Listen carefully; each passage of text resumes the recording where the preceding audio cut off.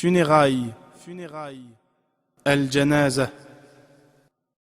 Le terme janaza désigne la dépouille d'une personne, mais aussi ses funérailles.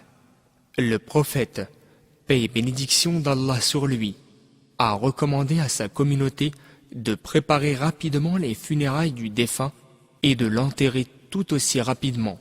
Le prophète, paix et bénédiction d'Allah sur lui, a dit « Empressez-vous de conduire le défunt à sa tombe.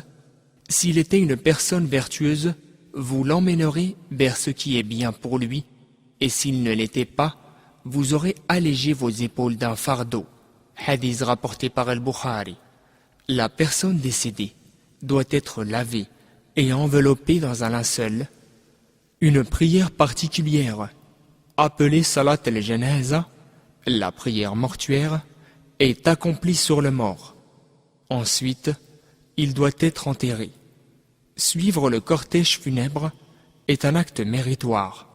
Le prophète, paix et bénédiction d'Allah sur lui, a dit qu'un musulman a 5 droits sur les autres musulmans. Parmi ceux-ci, suivre son cortège funèbre. Il a aussi dit « Quiconque assiste aux funérailles d'un musulman jusqu'à l'accomplissement de la prière obtient un qirat en tant que récompense. Et quiconque y assiste jusqu'à l'enterrement obtient 2 qirats. » Quelqu'un demanda « Qu'est-ce qu'un qirat ?» Il répondit « C'est l'équivalent de 2 énormes montagnes. » Hadith rapporté par Al-Bukhari et Muslim. Les femmes ne sont pas autorisées à suivre la procession funéraire ou à visiter les cimetières. Comment accomplir la prière funéraire? Premièrement, le corps de la personne décédée doit être placé en direction de la Qibla, la Mecque. Deuxièmement, l'imam se tient debout pour la prière. Ceux qui le suivent derrière lui doivent former au moins 3 rangs, conformément aux paroles du prophète, paix et bénédiction d'Allah sur lui. Quiconque a eu 3 rangs au moment de la prière funéraire, alors le paradis sera son refuge. Hadith rapporté par At-Tirmidhi.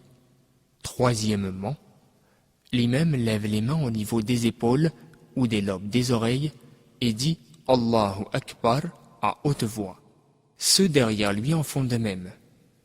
Quatrièmement, ensuite, il récite la sourate l'ouverture, Al-Fatiha, à voix basse, de même que les personnes derrière lui.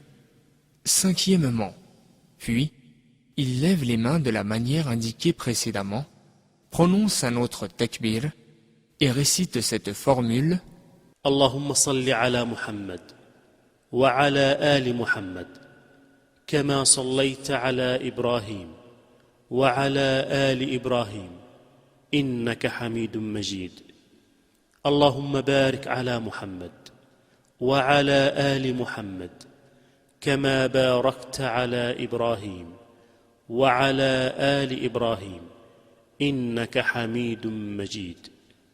Ô Allah, fais l'éloge de Mohammed et de la famille de Mohammed, comme tu as fait l'éloge d'Abraham et de la famille d'Abraham. Certes, tu es digne de louange et majestueux. Ô Allah, bénis Mohammed et la famille de Mohammed, comme tu as béni Abraham et la famille d'Abraham. Certes, tu es digne de louange et majestueux. Ceux qui prient derrière lui en font de même. Sixièmement, puis il lève de nouveau les mains et prononce un autre takbir pour la 3e fois. Les fidèles derrière lui en font de même. Et tous invoquent Allah en faveur du mort.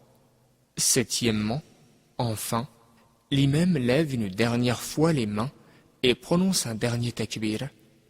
Il conclut la prière en prononçant le salut final uniquement à droite. Et ceux qui prient derrière lui en font de même.